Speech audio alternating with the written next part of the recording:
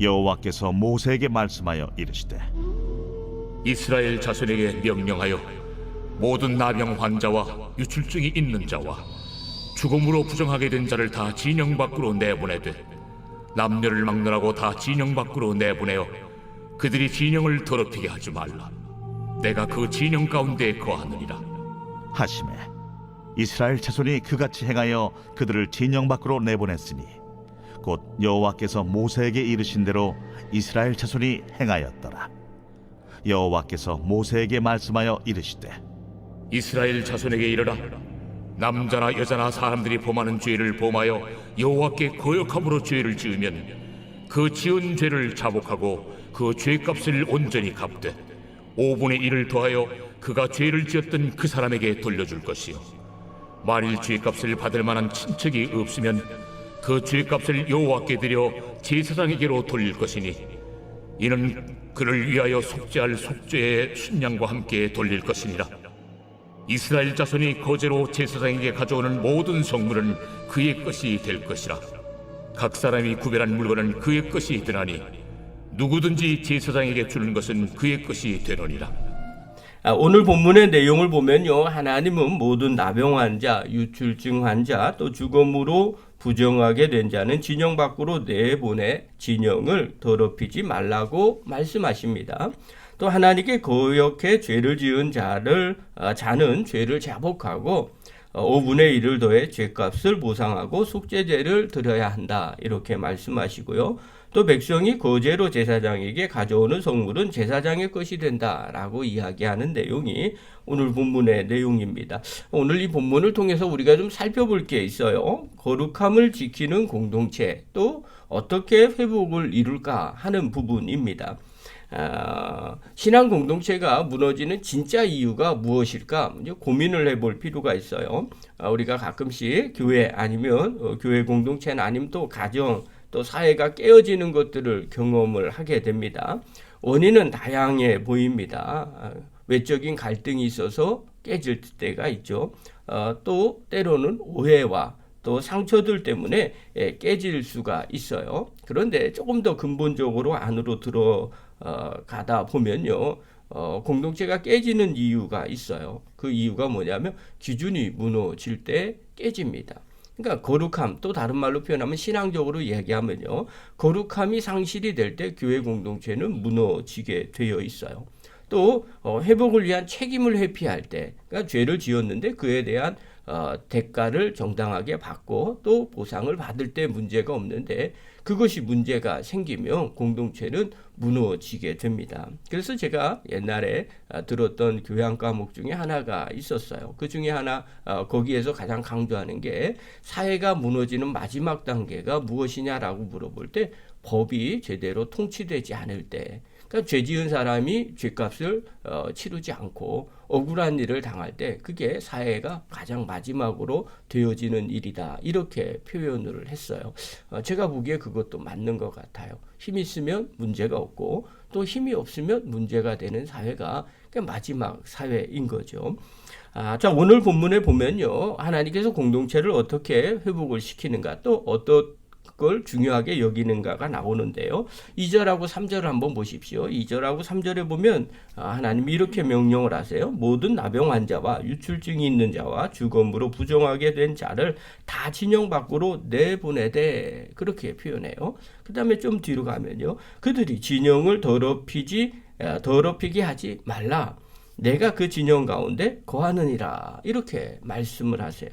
그러니까 하나님께서 거하시는 백성의 진영, 이 진영은 어떤 곳이냐? 하나님이 표현했어요. 거룩한 곳이라는 거예요. 왜냐하면 하나님이 그곳에 거하시기 때문에, 하나님이 친히 당신이 거룩한 분인데 그분이 그곳에 거하기 때문에 그곳은 거룩한 장소라고 하는 거예요. 그러니까 그 거룩함을 더럽히는 것이 있다면 하나님은 어떡하냐? 단호하게 분리하라는 거예요. 이거는요, 육체적인 질병만이 아니라 영적인 부정과 죄성까지도 포함한 하나님의 경고예요.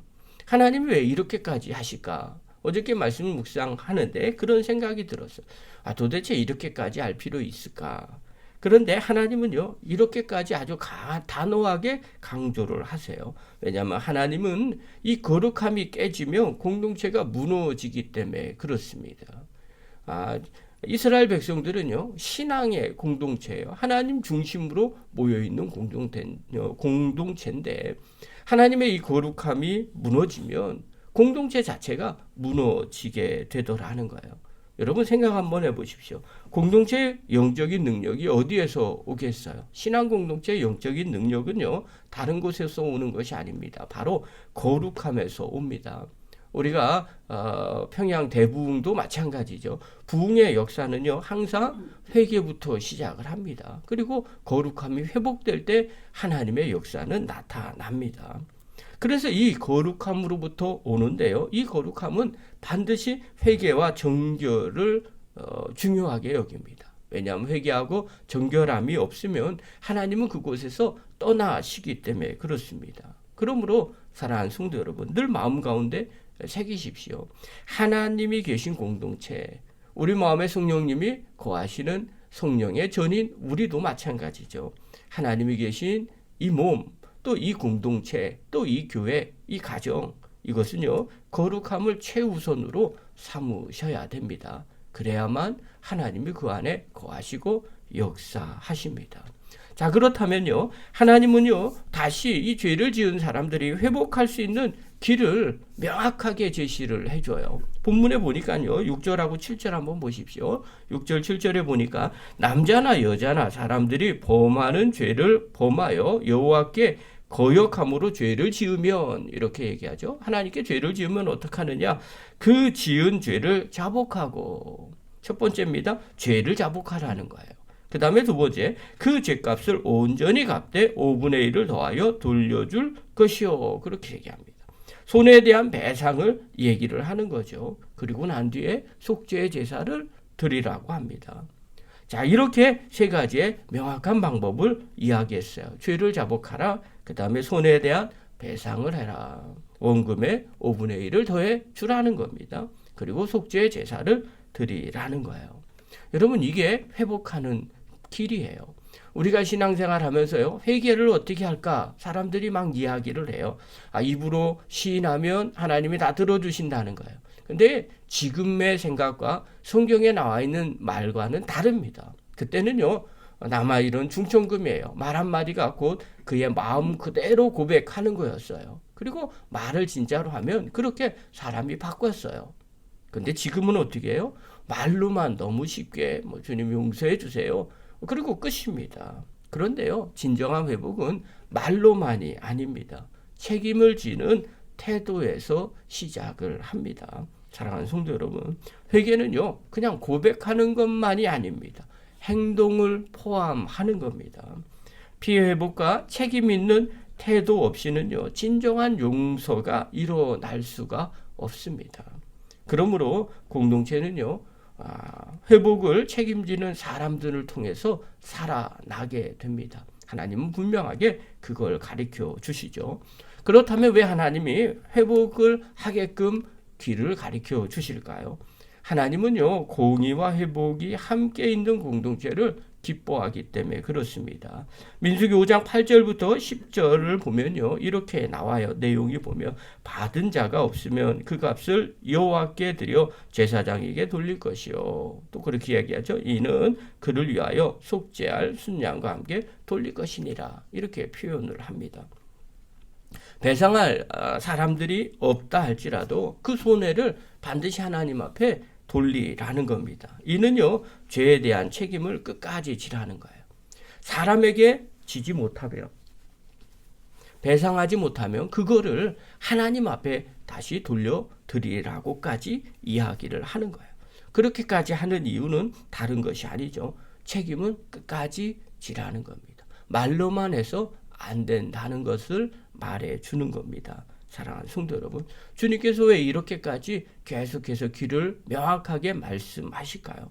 이유는 단 하나입니다. 공동체가 회복되기를 원하시는 거예요. 하나님의 회복은요, 공의 위에서 세워집니다. 공동체가 회복될 수 있도록 하나님은요, 공의로운 배상의 원칙을 세우셨어요. 그리고 그 원칙을 통해서 회복을 이루십니다. 이것이 많은 사람들이 그대로 지키고 따라갈 때 그 공동체는요 튼튼해지고요 거룩한 공동체가 됩니다. 제가 영화 하나를 본 적이 있어요. 미국 육군 사관 학교 웨스트 포인트라고 얘기하는데 이 미국 육군 사관 학교에서 교육을 받는 그 내용들이 나와요. 옛날에는요 그곳에서 미국의 대통령들이 많이 나왔습니다. 근데 그 교육 중에 가장 중요한 핵심이 뭐냐면 명예규범이에요. 거기에서 가장 강조하는 겁니다. 뭘 강조하냐? 우린 거짓말하지 않는다. 그러니까 미국 사람들은 되도록이면 거짓말하지 않는 게 전통이었어요. 지금은 좀 다르지만요. 근데 그때는 그랬어요. 그리고 그 다음 얘기입니다. 속이지 않는다. 훔치지 않는다. 그리고 그런 자를 보고도 묵인하지 않는다. 그게 그들의 가장 중요한 가르침이었어요. 그래서 그렇게 행동하고 또 그것대로 살았어요. 또 주변에 그런 사람이 있으면 단호하게 배격을 했어요. 그렇게 훈련을 받고 나니까 그들이 지도자가 되었을 때 쉬운 길 대신에요. 힘들지만 옳은 길을 선택하는 사람들이 된 거예요. 거짓말하지 않는다. 속이지 않는다. 훔치지도 않는다. 그런 자를 보고도 묵인하지 않는다. 그런 사람들이 지도자가 되니까 그 공동체는요 다 그런 기준을 갖고 살아가는 거죠. 우리도 마찬가지예요.